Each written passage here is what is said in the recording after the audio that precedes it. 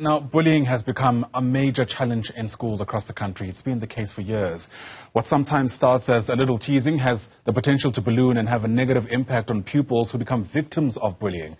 Here's a case in point. Just this week, an incident at Christiaan Combined School made headlines where 4 grade 10 boys are now facing disciplinary action after allegedly assaulting 13 grade 8 pupils during a so-called initiation ritual.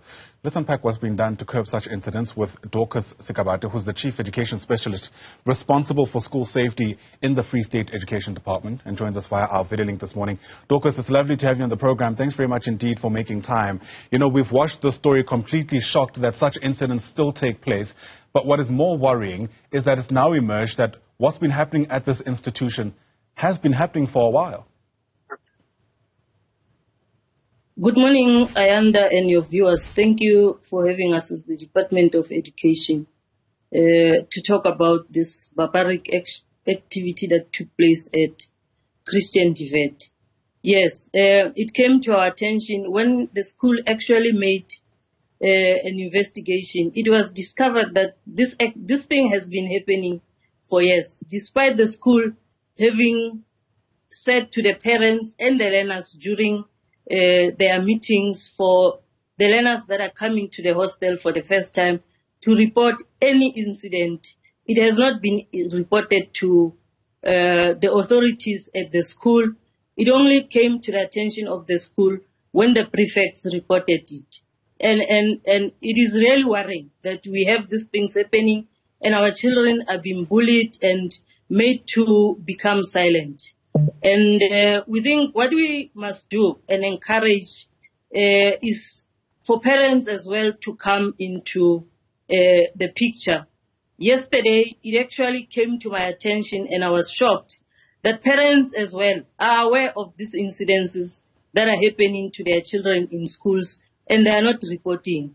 And we must really make a plea as the department to the parents that such things should be reported so that we are able to make quick interventions. But because we have established relationships with our stakeholders, especially the South African Police Service, to assist us in incidences where incidents like what happened at Christiaan happened, which for us is a level 5 misconduct, which is a criminal misconduct that must be dealt with by the police. And by saying so, I'm not saying these children must go to jail, but we must understand the psychology of the bullies, that those that are bullying others are preying on those that are vulnerable, and therefore they make it difficult for them to report. Yeah. And we must be able to assist the victim as well as the perpetrator in instances like this. You know, it's interesting you say that, because what's also emerged is that those who are carrying out the bullying themselves were bullied in the same way. And I guess that speaks to the idea that this has been taking place for quite some time, because for people who've missed the story, what's emerged here is that senior pupils are using hot irons and hot spoons to make some kind of mark on the flesh of younger pupils as part of this initiation process. And as I mentioned, in this particular instance, these older pupils also have marks on their shoulders, which means this happened to them too. It complicates accountability in this case, doesn't it? It does. It really makes it difficult, Ayanda. And it's a sad thing that in this time and era, this thing is still happening in our schools. And it has been going on unreported, and there's no intervention that has been done to assist learners so that we stop it immediately, and no learner should be subjected to that. And I want to agree with you. The learners that might have done this have also gone through that thing, and we must stop it. In fact, we have also taken a decision that we must actually go to all schools in our province that have hostels and audit. And I have a suspicion we might come up with information that this thing is happening in the schools in our province where we have hostels, and we should be able to deal with it and stop it immediately. Yeah, there is a lot of focus on the pupils, and rightly so. I think that's got its place. But what kind of accountability should there be for educators who are meant to be on top of something like this, for pupils to walk around with fresh burned wounds for years potentially, it boggles the mind how something like that wasn't picked up by a sober-minded adult who hopefully would have come forward and said something, if not intervened to stop it.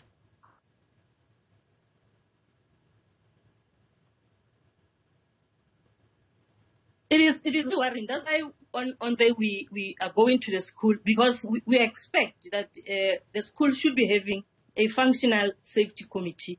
The committee that would then assist in terms of identifying the safety threats that are there in the schools by administering surveys to the learners. That's why we can be able to pick up these incidences at an early stage, so that we're able to come with interventions. And I think what we must do, so that the educators are on top of the situation, is to go to that school, revive that school. We have actually been training schools on how to develop action plans. And action plans, for them to be able to develop action plans to deal with this violence and safety threats within the school, they should be able to administer surveys. And the surveys would have told them, because learners would then have been able to report that there are things like this that are happening, and the school would have come with interventions. My heart goes out to the grade 8 pupils who still have their entire high school careers ahead of them. Many of them, I imagine, would have to stay at the school and face whatever may come. If you've been in this kind of environment, at a schoolboy level, you are stigmatized if you are seen to be the one who has spoken out, breaking years of tradition, seen as not being man enough. You are the one who couldn't take it. What kind of support exists for those pupils who have to go face this, without a doubt, sometimes outside of, the supervision of adults, if you know what I mean? Yes, I agree with you. I also can imagine the pain of the boys, especially those that have reported. But in conjunction with our inclusive education directorate, where we have social workers and people who can be able to offer support, we would be able to go to the school and offer support to those learners, so that they are also assisted to be part of the school. And I can assure them there's nothing wrong that they have done. Actually, they have assisted us in terms of picking up this barbaric action, and I must commend them, especially the prefects that reported this thing immediately when it reached their attention. Those are the kinds of leaders that we need in our schools to assist the authorities.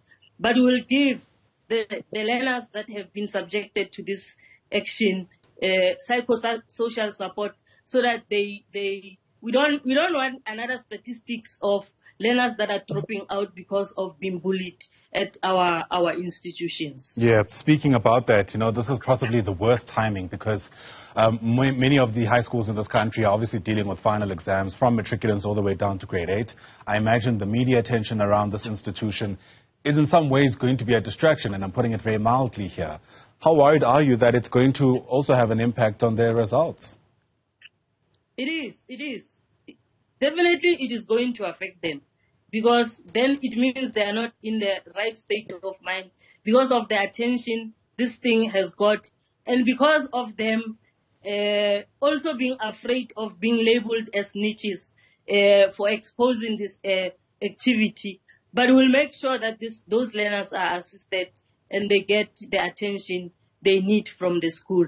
As I said, on Tuesday we'll be back to the school, so that we're also able to address the things and how these learners have been affected, especially mentally, for them to be able to sit for the exam properly. Dorcas Sekabate is the educational specialist responsible for school safety at the Free State Education Department. Thanks very much indeed for speaking to us.